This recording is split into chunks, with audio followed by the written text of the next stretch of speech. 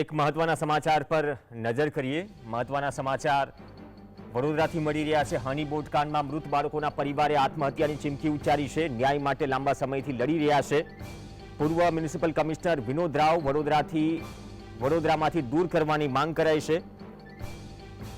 વિનોદ રાવ વડોદરામાં રહેશે તો મૃતક બાળકોના વાલીઓ આત્મહત્યા કરશે તેવી ચીમકી ઉચ્ચારી છે। વિશ્વામિત્રી નદીમાં મોતની છલાંગ લગાવશે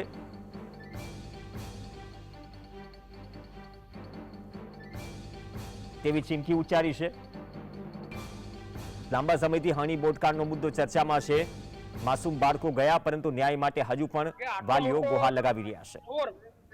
આજે આવ્યો છે બરાબર, તમે એક દિવસ 1200 કરોડ રૂપિયા તમે પાસ કરાવી નાખ્યા તો આજે અમારા ઘરે જોવા કે કોના બાળક ગયા છે, તમે શેના પૈસા નથી।